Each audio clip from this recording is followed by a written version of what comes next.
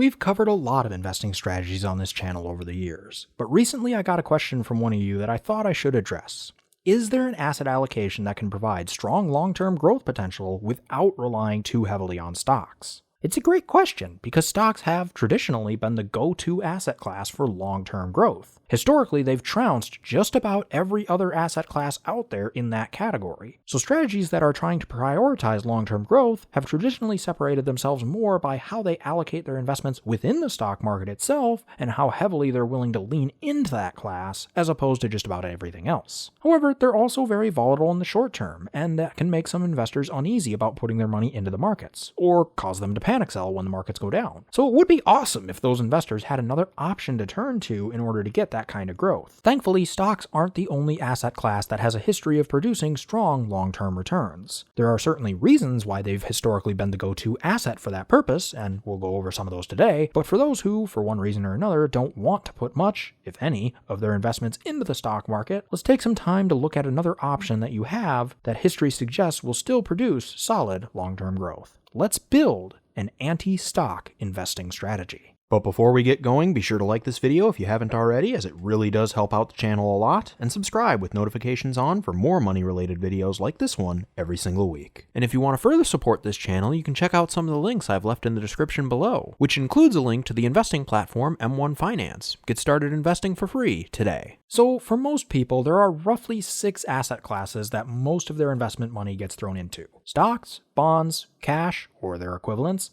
real estate, precious metals, and commodities. They all have their own strengths and weaknesses. Stocks tend to provide that strong long-term return, and they also tend to bounce back from market downturns relatively well. However, as I just said, they can be very volatile in the short term. And as a result, if you're only going to be investing for a short period of time, you often need quite a bit of luck to earn the kind of returns that we often associate with the stock market. Bonds, by contrast, are much less volatile than stocks, and in addition to being a great diversifier for stocks and other assets historically due to their returns being largely uncorrelated with each other, they tend to provide very strong risk-adjusted returns. You also don't have to be as lucky to achieve the returns we typically associate with bonds over a shorter period of time. However, the ceiling on their long-term returns are usually quite a bit lower than we often associate with other asset classes like stocks. So while bonds may have a role to play in our anti-stock strategy due to their diversification potential, they likely won't be the backbone of our allocation. Cash and their equivalents are in many ways similar to bonds, even if they aren't quite as good diversifiers for other asset classes. Cash is one of the least volatile and least luck-dependent investments out there, and when they do lose money, it's usually not very much, and as a result, they tend to recover those losses fairly quickly. In other words, they're a very low-stress investment to hold day to day. However, the trade-off is, again, lower long-term growth potential, which means that they probably won't be the leading candidate for us today. Precious metals like gold, silver, and platinum have an outrageously high growth ceiling, especially over the short term. In fact, based on the data that I have available to me, their highest one-year inflation-adjusted return since 1972 is over 105%, which is the highest of any of these asset classes. And by a wide margin at that, as none of the other 5 classes produced a max one-year inflation-adjusted return of even 60% during that time period. Precious metals also tend to bounce back from downturns incredibly well, which is great because they also tend to spend an insane amount of time well below their prior all-time highs. However, they tend to be even more volatile than stocks, if you can believe it, and outside of some specific time periods, their long-term returns have not been all that great. So in terms of buying and holding for the long run, they may not be the best candidate for us, even if it would be interesting to see if they could help us achieve our goal if we were attempting to time the market by buying them when they've just experienced one of their many, many rough years. Commodities show some similarities to precious metals in that they have a strong growth ceiling when things are going well and tend to bounce back from downturns very well, but are also quite volatile, luck-dependent, and stressful due to their tendency to fall in value more frequently and severely than most other asset classes, while spending an inordinate amount of time well below their all-time highs. Similar to precious metals, their long-term return figures leave something to be desired outside of a few select time periods. These similarities intuitively make sense, given that precious metals are technically commodities themselves, though since there are so many investors that focus on precious metals and ignore the broader commodity space, and vice versa, I tend to discuss them separately in these videos. Real estate estate, which today will be represented by real estate investment trusts, or REITs for short, as opposed to going out and actually buying a house or piece of commercial property yourself, tends to produce strong long-term growth without being outrageously luck dependent. It obviously had quite a rough go of it in the late 2000s, but for the most part, it has done a good job of at least keeping pace with inflation and limiting any downturns it experienced to a short period of time. One potential downside to REITs is that they are required by law to pay 90% of their taxable income out to shareholders in the form of dividends. This means that their dividend income tends to be higher than most stock investments, which, depending on your goals and financial situation, can be an awesome thing, but it also means that you may be creating a larger tax burden for yourself than you would be with some other assets. And unlike many stock dividends, REIT dividends usually aren't considered qualified dividends for income tax purposes, which means that, unlike the qualified dividends from many stock investments, they are taxed at your ordinary income tax rate. And if you're earning good money and investing in a taxable account, that's certainly something to take into consideration. Another potential drawback is that, in general, REITs aren't as well diversified as broad-based stock market index funds. Even the most well-diversified REITs are still limited to the real estate sector of the market, only one of 11 sectors of the market as a whole. Broadly based stock market index funds can encompass all 11 sectors, including real estate. Still, even with those caveats,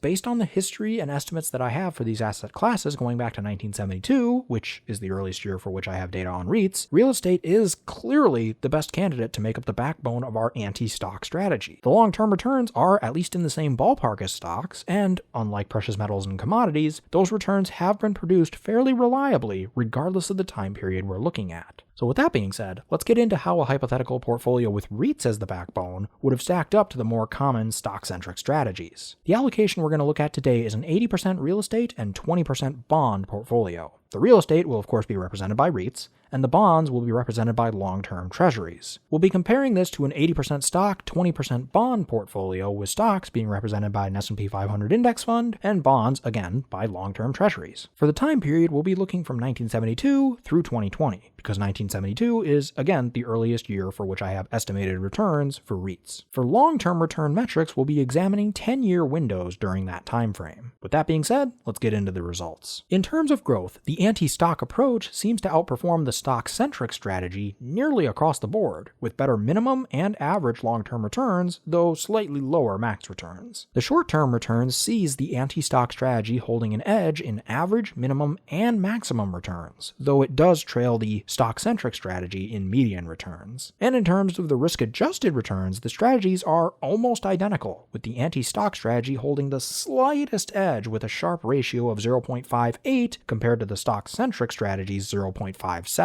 The stock-centric strategy is, somewhat surprisingly, the less volatile approach, with a standard deviation of 13.2% during these years, compared to the 14.2% standard deviation seen in the anti-stock allocation. In terms of overall dependability, the anti-stock approach holds a decisive edge. Its total start date sensitivity figure of 14.9% is barely half that of the stock-centric allocation's 29.4%, and the anti-stock's average start date sensitivity of 3.0% is less than half of its rival's 6.2%. The anti-stock strategy also has superior shortfall risk figures during these years. When looking at 10-year windows, the anti-stock strategy managed to produce inflation-adjusted returns of at least 6% per year 87.5% of the time, compared to just 72.5% of the time for the stock-centric strategy. In terms of tranquility, the anti-stock approach also performed admirably. While it did trail inflation more frequently than the stock-centric approach, it capped its losses to single digits just as well. It also had less severe downturns both on average and at their worst, though only by a few percentage points in both cases. In terms of the investing experience, it would seem that the anti-stock approach is significantly less stressful than the stock-centric one, despite having more frequent downturns and a little extra volatility. This is mainly due to the fact that the anti-stock approach didn't fall quite as far during downturns, and it managed to recover a little bit quicker on average. Which brings us to resiliency. This category is a bit more of a mixed bag for the anti-stock approach. As I said, it did manage to recover from downturns a little quicker than its stock-centric counterpart, and it also spent less of its time in correction or crash territory, but it also didn't have quite as much explosive growth in the year directly following a market bottom, particularly during market crashes of 20% or more. Though admittedly, it did make up for it in the following years, as illustrated by its superior comeback magnitude metric. Given all that, it should come as no surprise that in terms of financial independence, the anti-stock strategy outperformed the stock-centric approach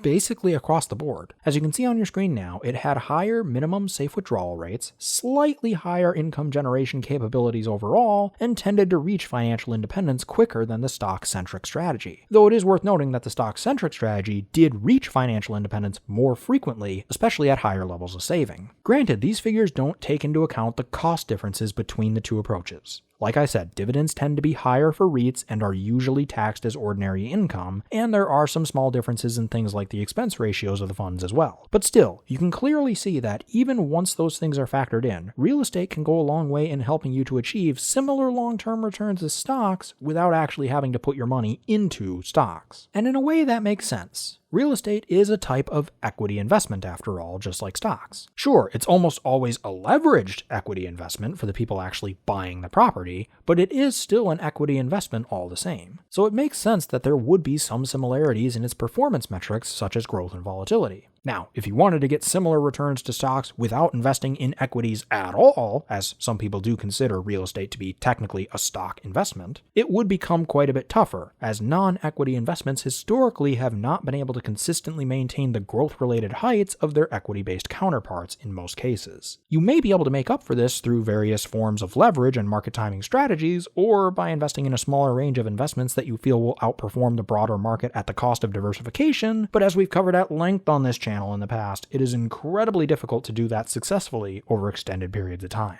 What I think stands out to me the most about this particular stockless portfolio is the dependability metrics. Compared to a stock-heavy strategy, there was very little luck involved in generating the returns we saw from this particular anti-stock portfolio. And it did manage to hit that 6% inflation-adjusted return mark almost 9 out of 10 times, which is just spectacular considering that inflation during these years averaged just under 4% per year. So 6% inflation-adjusted returns is right about 10% nominal returns, at least during this particular time period. And this approach hit that mark at a minimum nearly 90% of the time over any given 10-year period. That's pretty amazing if you ask me. As a result of its superior dependability and generally very strong returns, it also really stood out in the safe withdrawal rate metrics. Granted, I don't have data from the Great Depression or the mid-1960s start dates, both of which were incredibly tough for many of the strategies we've covered previously on this channel, but still, a 30-year minimum safe withdrawal rate of about 5% per year before taxes and expenses are taken into consideration is still pretty darn great, especially since we weren't utilizing any techniques to boost that figure up, such as cash buffers, flexible spending budgets, or financial guardrails.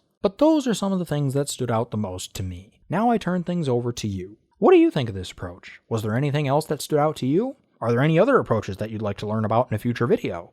Let me know in the comments section below. But that'll do it for me today. Once again, if you enjoyed this video, be sure to smash that like button if you haven't already, subscribe, and hit that bell next to my name so you'll be notified of all my future uploads. I generally upload every single Monday, and if you have a friend that would be interested in this kind of content, be sure to share it with them. Let's really get this information out there and start our own financial revolution.